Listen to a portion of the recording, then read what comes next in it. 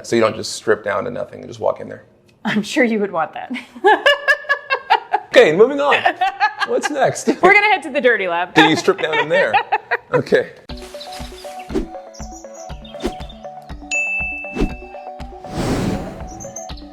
Hi, how are you doing today? Hi, I'm Anna George. How are you? I am pretty good. So what do you do here in the Conservation Institute? It's a fancy title, beware. I'm the Vice President of Conservation, Science, and Education at the Aquarium. But really what that means is I get to play with fish and kids, and so it's kind of the best job we have. So with great title comes great power and responsibility. That's what they say. Yeah. We'll see. We'll see. I sense the power. I'm glad someone does. Awesome. So are we taking a little look around the Institute? I would love to show you what we do here. It's really important to us to show this place off. This actually isn't a place where most visitors get to come. This is a building that we use as the home for all of our conservation science research. It's something for high school, college students, graduate students in the community. Also some teacher professional development occurs here. So it's really the home for all of the work we do to protect and restore the incredible aquatic animals that live in the southeastern United States. So we're standing right here in the lobby. It's a lobby. It's a lobby. It's a lobby. Yeah, we've got a lobby. I walked in earlier. Okay, great. So you've already seen the lobby and the prop room. I was out of breath, actually, when I walked in. There was a long stretch here. I mean, if you walked all the way from the aquarium, you did walk a long way. Yeah, it was far. All right, come on this way. Let's enjoy the air conditioning. So this is a LEED Gold certified facility. This opened in 2016, and there were several important areas about our work here. One of them is the prop room, which you've already seen, but this is another huge pillar of the work we do at the Conservation Institute. This is our Flex Lab. I don't know if you had a name for it already in your head. This is a space we can use for our education groups. And really, at the aquarium, we kind of reach a mile wide and inch deep with all the school field trips that come every day. Over here, we don't get to see as many students, but when they're here, they stay for a lot longer. Okay, you call it a Flex Lab. I immediately see it. When I come in here, I'm looking as though I feel like I'm back in high school or college. Perfect. Like I have that immediate thought. Perfect. We nailed it in set Minus design. the giant fish over here. Yeah. Can we talk about this giant fish? Well, what is hopefully, this? you should be able to identify this fish by now. Is this a rainbow? Close? No, hold on. Who did you just feed? This is not one of those. Oh, this is the brook trout? This is the brook trout. So this is a Oh. southern Appalachian brook trout. This is the only trout native to the Southeast, and one of the fish we've been working to restore for so long, which is why it's so near and dear to our heart. So the only trout we have native to the Southeast. This is larger than life. I was going to say, this looks a little bigger than what I saw. Yeah, you saw the babies. Just by a smidge. You saw the babies. You didn't even get to see adults today. This is... Are they this big? No. No. These, however, our brook trout are beautifully colored. Our conservation manager, Adam, drew this with dry erase markers. He always likes to have me add that he is a lefty, and lefties drawing with dry erase markers is harder than righties. I don't know. I'm a lefty. I can believe it. So I think off camera, did I hear that this had been around since December? This drawing? Yeah. So it's lasted for quite a few months. Yeah, we can't bear to wipe it off. So if I were to just come over here and... No. Okay. No, you're fired. We're not friends. Scene is over. And done immediately. We use this space for a lot of different things. We have high school groups that come in. We can teach them how to dissect a fish. We can teach them how to identify different fish. So there's a lot of different opportunities we have for education that's hands-on science that these students wouldn't be able to do back in their home schools necessarily.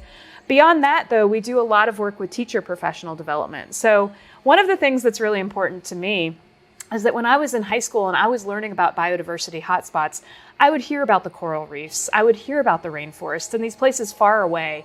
And it always seemed to me in high school like, man, why don't those people do more to protect the incredible nature they have? But I didn't hear about what was happening in my backyard. And I didn't realize that in the river that runs right next to my high school, we had an endangered species of fish. And so one of my goals here for the aquarium has been to get these examples to teachers so that they can give their students real world experience using animals that they have right next to them, to realize that conservation is something that we're all part of, and that no matter where we live, whether it's here in the Southeast with our beautiful rivers and streams, whether it's in a rainforest in a country far away, all of us have to work together to protect biodiversity. I live in a pretty decent, biodiverse area myself in Washington State, and it's not often that we do get to have just, people just go out and explore and see what's right around them. And so I like to have a big emphasis on that myself. And we're jealous of what you have, because you have the salmon out there, you have some incredible mountains, and people do recognize that Washington State is an important place.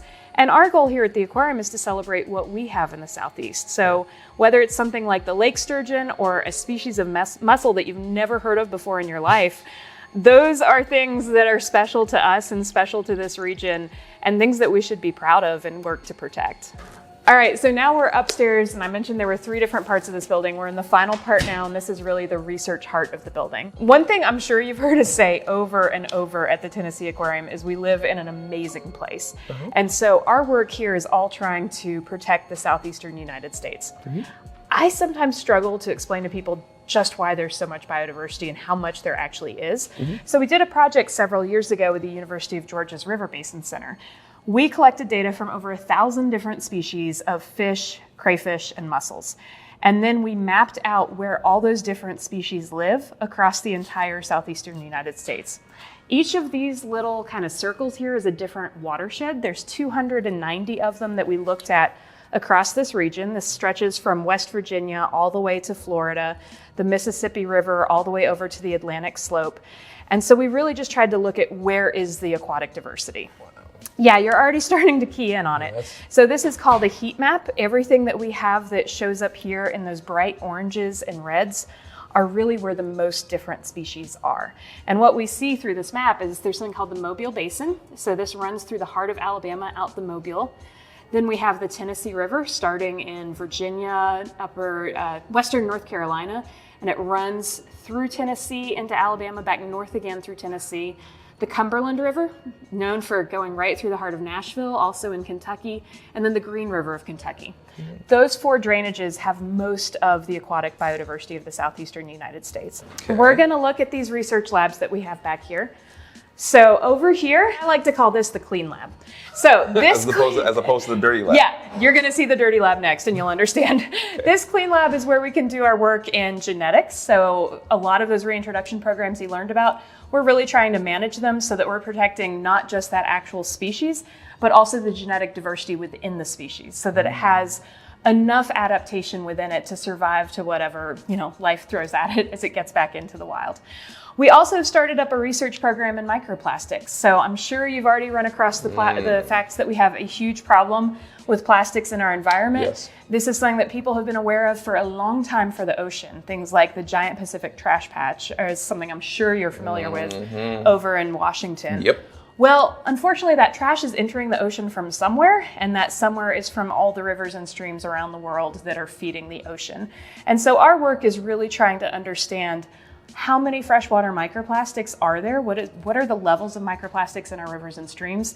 And what are they doing when they're there? Because we think about these rivers and streams just carrying the microplastics, but we're finding that they're at high enough levels in our rivers and streams that they likely have some impact on freshwater animals and ultimately ourselves through drinking water. So that's a lot of the type of work that goes on in the clean lab.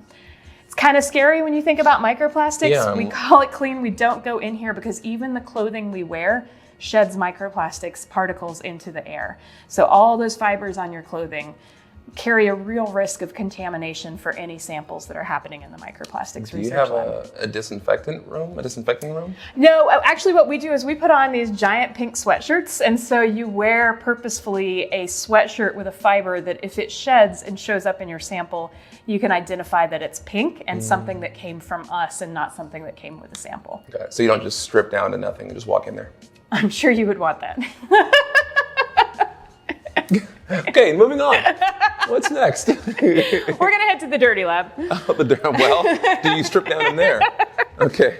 All right, so hopefully the dirty lab lived up to its name. Science is not always a sterile process. I know when you hear about science in schools, a lot of kids think of labs. They think of places where you know, you do have to wear the white lab coat and you have to put on your glasses and you look very dignified and scientific and very fancy. Serious. That wasn't the science that led me into this field. My kind of science was putting on a pair of waders or a wetsuit, jumping into the water and getting out in nature and exploring and asking questions about why things are the way they are outside. And this room more exemplifies that side of our science work. I've mentioned already that the Southeast has an incredible number of freshwater species. We're still describing and naming new species of fish. So almost every time I open up Facebook in some ways, I'm seeing an article coming out saying, hey, here's a new species of fish. Here's something that was described 100 years ago that got sunk into this big group, but actually we're recognizing this was cryptic biodiversity and it deserves a name and recognition for that. So the type of work we do in here, some of it might be that taxonomy, the naming of species. Some of it is looking at gut contents. That's things we need to do to figure out what is a species eating in the environment so that we understand its food source so that we can protect that. Again, this is all in service of conservation so that we can protect these animals in the habitats that they need for the future. Wow. There's a lot going on in this building. There is a lot going on. We've already walked through the staff space. You've seen where a lot of our team works. It's especially busy right now because the summer season is upon us. We just got fellows from all across the country. They're coming from Michigan, Florida, Georgia, a few that I remember right now, that have come here to work with us throughout the summer. And to learn that zoos and aquariums aren't just places where we go to have engaging moments with animals. Right. They're also places where we can do a lot of important work in conservation and science. Awesome.